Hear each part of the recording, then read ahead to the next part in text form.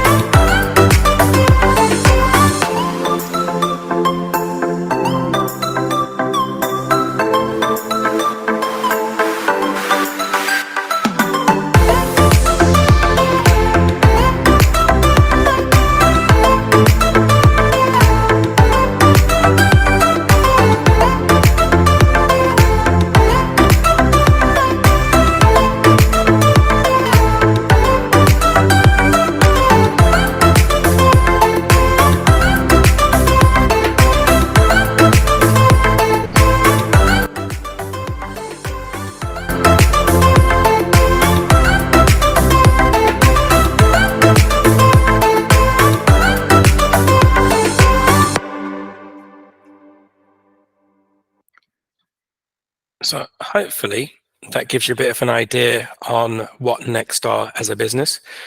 Before the call today, just a quick, I know I said we're not in school, but just a quick hands up from anybody that didn't know what or who Next was. Is anyone unaware of who Next were as a business? All right, let me flip that question. What is Next? Someone either shout up the answer or type the answer. What is Next? Retail business, clothing.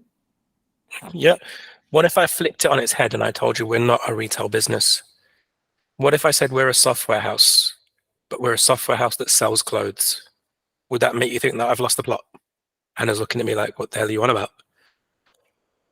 That is how I sell the business. Now, obviously, yes, we do sell clothes, but we are essentially a software house. The difference between ourselves and any other software house is that we are our own end user. So around about 97% of the technology that we use is either designed, developed, or maintained in-house.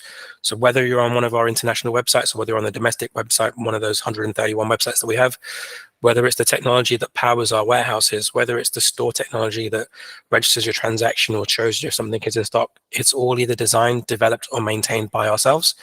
We have close to 1,500 people that work for us in technology. So we have more people working for us in technology than we do have in fashion.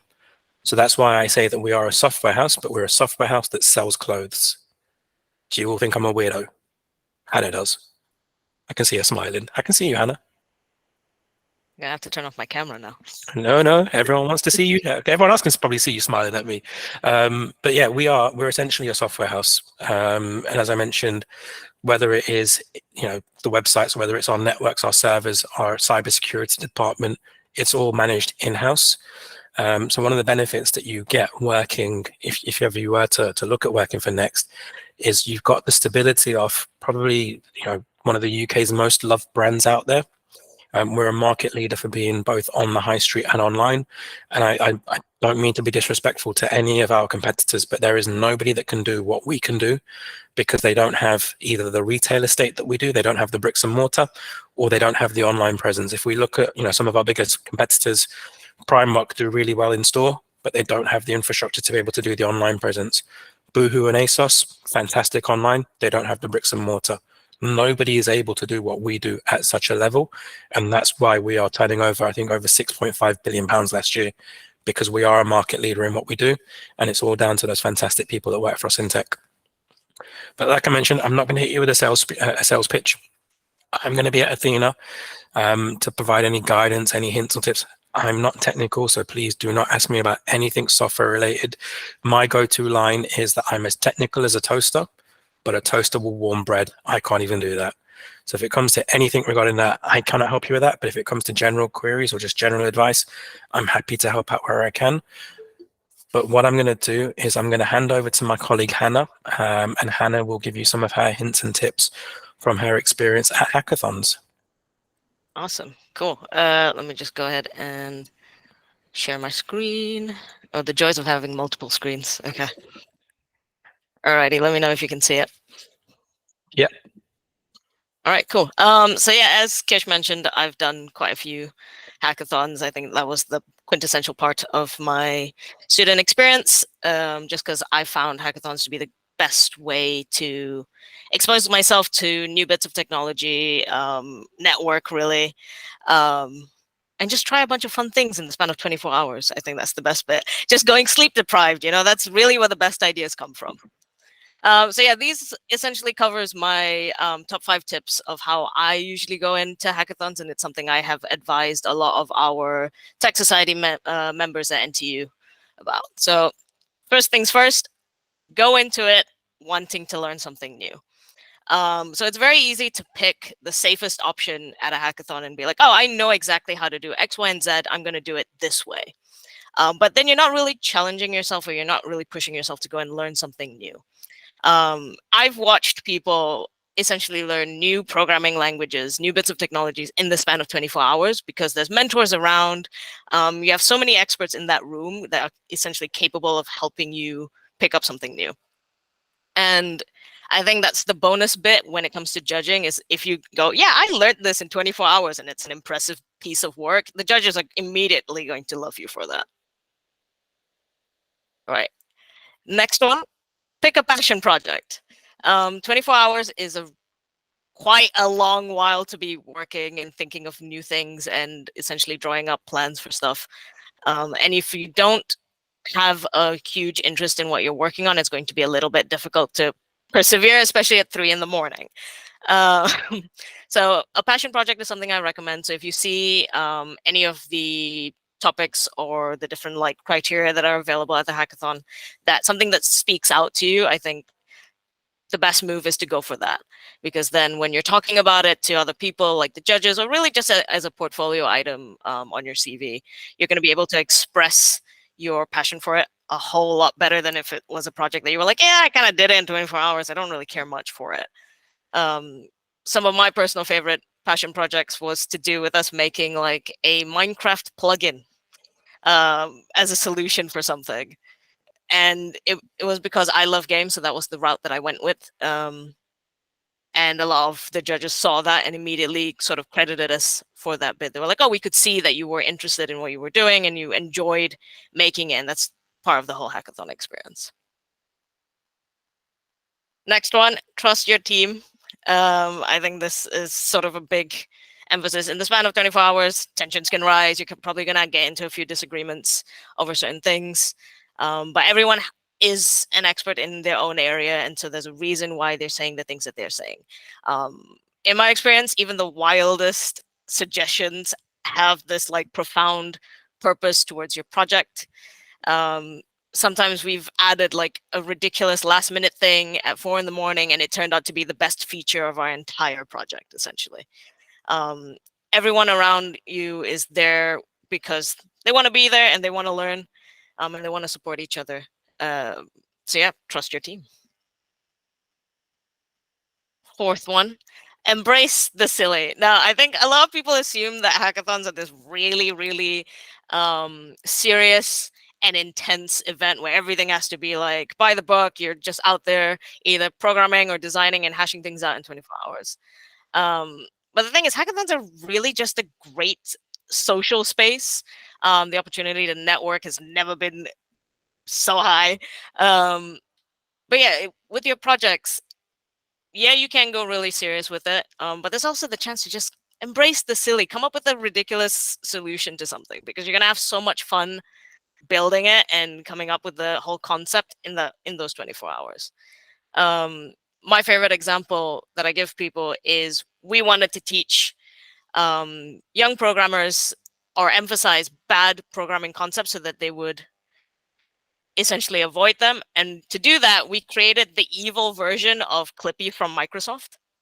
We called it Tacky the Thumbtack, and it was a VS Code extension that would basically just emphasize all sorts of bad coding practices. It was like, oh, you have an error in your code, and would highlight everything and then delete it. We essentially had to convince the judges that it wasn't a virus. But that was part of the fun of it, really, was coming up with this ridiculous idea of teaching people good programming practice. So yeah, definitely embrace the silly. Just go all out with it. Sometimes a ridiculous idea can go a long way. A last bit of advice. Winning isn't everything. Yes, does it feel spectacular to win? Absolutely. I won't deny that. It looks great on your CV and everything. But it isn't the be all end all of hackathons. And if you sort of follow the other 4 bits of advice that I've given, you're going to come away from the hackathon with, a new skill set in your tool belt. You would have this portfolio item that you're super, super passionate about. And you would have done it all while having this like wonderful time with friends, both old and new. And I think that's in its essence what draws me personally to hackathons, is this ability to just have such a fundamental growing experience in just 24 hours. Some hackathons last longer, but 24 hours I think is a solid capsule of everything, of sleep deprivation and great ideas. But yeah, that's pretty much all from me. That's my crash course on 5 tips for hackathons. Fantastic. Thank you, Hannah. That was amazing. I feel like a proud father. I'm going to cry. Does anybody have any questions for either myself or for Hannah? Please feel free. I was going to say, I might jump on one quickly, because I think everything you said there was great. And I think especially in the context of Athena, like the not just about the winning aspect is something we push a lot. Like, I think, Kish, and I'm sure a few of the people here that have been before, it's, one of those 24-hour periods where there's so much networking, so much mentoring, so much that you can learn, do, and you know, whether you're at the start of your tech journey, whether you're not too sure, or whether you're kind of 3 or 4 years deep, it's kind of something for everyone. So I think that's really good. But Hannah, from your point of view, is there any kind of anything you've done that you would suggest for people to like not do at a hackathon? You know, you've given your top tips of things that you should do and shouldn't do. Is there anything that stands out that you've kind of done, whether it was your like a rookie error at the start of a hack, Oh, or things that you've absolutely. learned? Like, is there anything that stands out? First one that immediately stands out is don't consume a ridiculous amount of sugar and energy drinks at the start. We had to ban one of my teammates from drinking Monster because the first hackathon we ever did, he wanted to prepare himself for the 24 hours. And I think he consumed at least 3 cans in the start and then immediately crashed at like midnight and then just didn't really want to wake up after any point after that. So yeah, that's the first bit of advice. Pace yourselves. Otherwise, I think it's getting caught up in trying to make something crazy impressive. I think it's very easy to be like, oh, I need to do this, this, this, this, and this. When really all you need to start with is like a minimal viable product, just something that conveys your prototype and your idea really, really well, like the main feature that you really want to showcase, and then build from there. Because from like a rookie perspective, that's immediately what I kind of did, which was, oh, I want to do all these amazing things. And then you get overwhelmed. Suddenly it's 5 in the morning and you're panicking because you're like, I have not achieved any of these things. Yeah, so come up with a solid plan, pace yourselves. Yeah, Hannah, I agree with that completely. Athena was my first hack that I went to last year. I had no idea what to expect. I was expecting people to be sitting there and literally be coding for 24 hours, but it's not that kind of event. It's not that kind of hack. And Alex, I think you'll agree with this. One of the winners, you know, they were still in the ideation stage at 3 o'clock in the morning, 4 o'clock in the morning. I think they like ironically named themselves like 12 hours to ideate or whatever because they had taken so long to come up with their idea. So yeah, everyone has different processes, I guess. Yeah. Nicola, I think there's just a question there as well. Any tips for a first-time hackathon attendant with beginner coding experience? Not sure if I'll be out of my depth. Nicole, there were teams there last year that didn't have any coding experience. It's more, and Alex, correct me if I'm wrong here, but it was more about the idea and essentially mock-ups of what it would look like. Yeah. You're not expected within 24 hours to submit something that is working code. It's all about the idea and the thoughts behind it. Exactly. I think you'll go to some hackathons where, you know, the technical execution of everything will be the be all and end all, and it'll be super competitive, and that's what you're looking to do. Whereas with Athena, like, we accommodate everyone, right, from people that have never coded before in their life but might be looking to switch careers because, you know, the boot camp partners, etc. we have, from, as you've said, they're UX designers, 100% super important part of the team. Like, if you're part of a team that is just all back-end devs, then, you know, great, but how's your solution going to look? If it's all front-end, great, but is it going to work? So, like, a real balance, and it's definitely not all about the code. And even if, you know, like you said, I think we've had examples in the past of kind of like nurses, doctors coming along, people switching careers that have gone, oh, great, like, this isn't what I thought a hackathon would be, or what, you know, life in the tech industry would be like, and it's helped them on that journey. So don't worry at all about experience levels. I think just in terms of quickly covering the other question before we get into a couple of others, just around picking teams, we can pick that up on Discord properly, but we'll be doing like teaming on the day. So as long as you've got your ticket, just come along and we'll help you find teammates that, like I say, are those mix of levels and combinations and different backgrounds, so that you're part of kind of a well-balanced team. So hopefully that answers the first question. The question here, so if you just had an output of wireframes by the end, for example, would that be valid? I'm going to hand that over because I can't answer that because I don't know what wireframes are. I'm thinking of glasses. Yeah, so we'll share in more depth, like the exact criteria for each theme and what you'll be judged on. You'll get all of those as part of your hack pack on the day, and we'll go through them in the intro as well. We don't want to reveal them too early, just in case anyone gets eager and starts before the 24 hours. But like we'll go through all that detail then. But yeah, there's more outside of just what we call execution as a category. So, you know, you may just have wireframes, so your execution score may not be as good as someone who's built a whole solution, but your presentation may be amazing and your idea may be amazing and it may be super creative and like something we've never seen before. So it scores highly in all the others. So yeah, we'll reveal full detail, but I think from like an Athena perspective, wireframes could cover the bases definitely. Hannah, we've got a question for you. Oh. In your experience, what has formed a good versus a not so good team? Oh, okay. I'm gonna start off with, I've gotten really, really lucky with my hackathon team. So I've been on the same team for the last 4 hackathons that I've done. And it's because it's just people that I gel and vibe with. That's my biggest thing. It's like, if we get along and if we sort of understand how everyone's work ethic plays out, you're essentially going to have a brilliant time. Because a lot of the hackathons that I usually participate in are very technical, so I need more of the technical side of things. So we don't really look for anybody that has like a mixture of skill sets outside of development. But in this context, I think you're looking for people with different areas of experience, really. But if you're really concerned about just like a good team, just people you vibe with. I mean, someone that you're going to want to spend 24 hours with, essentially, and have a good time with, because I think that's really the true test here, is if you're going to get sick of each other after 24 hours.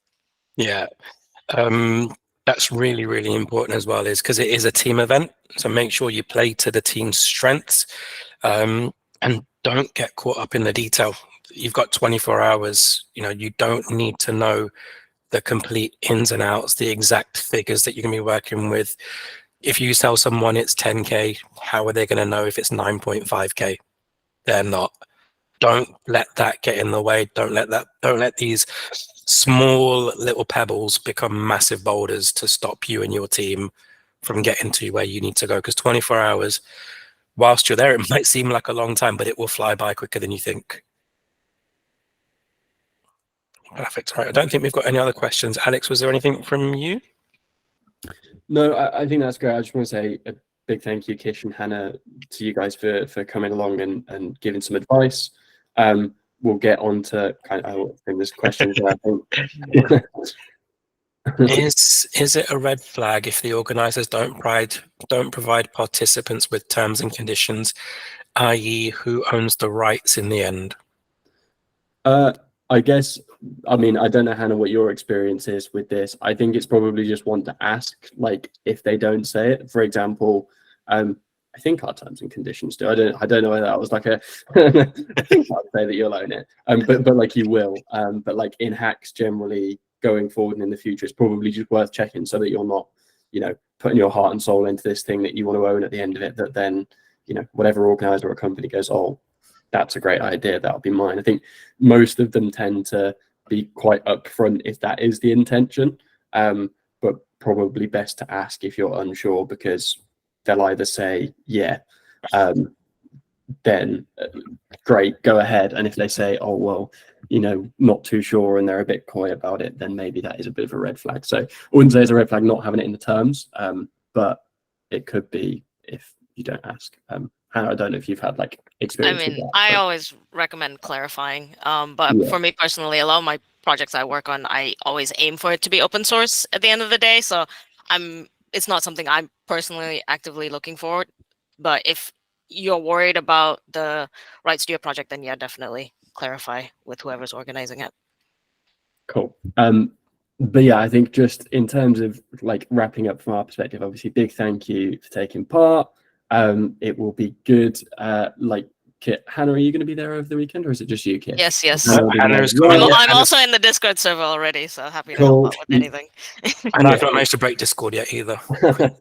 Exactly. So ping any questions in there before Kish manages to break it. We'll be around for a chat over the weekend too. So just let us know. But if you do have anything, if you're watching this back and have any questions for either Hannah or Kish, then yeah, drop them on Discord and we can help out.